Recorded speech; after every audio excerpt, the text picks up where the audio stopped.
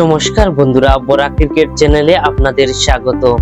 Mumbai Indians দল কি তবে ফিরে এলো? কেন আমি এই কথাটা বললাম? 12 বছর পর তারা প্রথম ম্যাচ জিতলো এইবার। তবে তারা টানা 4টি ম্যাচ হারছে, ফলে তারা 6 নম্বর ম্যাচটি গুজরাট টাইটান্সের বিপক্ষে বিশাল রানের ব্যবধানে ম্যাচটি জয় পায়।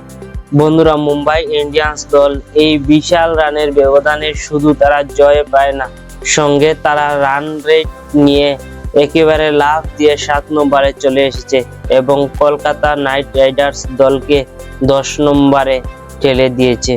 বন্ধুরা, মুম্বাই ইন্ডিয়ান্স 6 নম্বর ম্যাচটি জয় পেয়ে তারা 4 পয়েন্ট ছিল, কিন্তু তার আগে সিএসকে এবং এসআরএইচ এরও 4 পয়েন্ট ছিল। তারা যে 99 রানে জয় পেয়েছে, তার জন্য তারা এক লাফে তারা 7 নম্বরে পৌঁছে গেছে। তো বন্ধুরা, আজকের ম্যাচে মুম্বাই ইন্ডিয়ান্স বনাম গুজরাট টাইটান্সের ম্যাচের টার্নিং পয়েন্ট নিয়ে আলোচনা করব। প্রথমে আপনাদেরকে বলে দেই, তিলক বর্মার যে বিধ্বংসী বিস্ফোরক ইনিংসের জুড়ে মুম্বাই ইন্ডিয়ান্স দল 199 রান করতে সক্ষম হয়েছে। দেখুন, 199 রান কিন্তু বেশি রান নয়। দেখুন, 22 বলে তিলক বর্মা 19 রান করেছেন এবং শেষের 23 বলে তিনি 82 রান করেছেন। কত বড় একটা বিধ্বংসী ইনিংস খেললেন। বন্ধুরা, তিলক বর্মার এই বিধ্বংসী ইনিংসটা দেখে পুরো মুম্বাই ইন্ডিয়ান্সের ফ্যানরা কতটুকু খুশি হয়েছেন।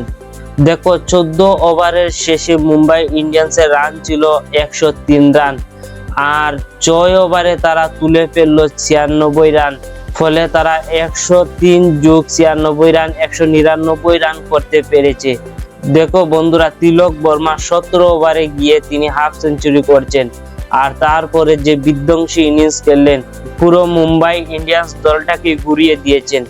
বন্ধুরা, তিলক বর্মা কত বড় মাপের প্লেয়ার সেটা তিনি বুঝিয়ে দিলেন।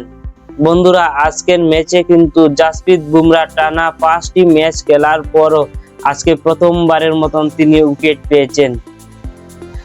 অভিষেক সুদর্শন তিনি কতটুকু খুশিতে আত্মহারা হয়ে গিয়েছেন, কারণ এবছর তিনি একটু উইকেট পাননি, ভালো ওয়ার্কার বল করেও। বন্ধুরা, আজ গুজরাট টাইটান্সের পারফরমেন্স একেবারে খারাপ। শেষ পর্যন্ত তারা 100 রানেই অল আউট হয়ে গিয়েছেন। আজকের ম্যাচের টার্নিং পয়েন্ট হচ্ছে মুম্বাই ইন্ডিয়ান্স জেতার তিলক বর্মার ওই বিধ্বংসী ইনিংসটা। যদি আপনারা আমার সঙ্গে একমত হন, তাহলে কমেন্ট বক্সে অবশ্যই লিখে জানাতে পারেন। বন্ধুরা, এই ছিল আজকের ভিডিওর আলোচনা। আর ভিডিওটি ভালো লাগলে লাইক করবেন, আর অবশ্যই চ্যানেলটিকে সাবস্ক্রাইব করে রাখবেন। ধন্যবাদ, টাটা। আবার আসছি নতুন ভিডিও নিয়ে। জয় হিন্দ।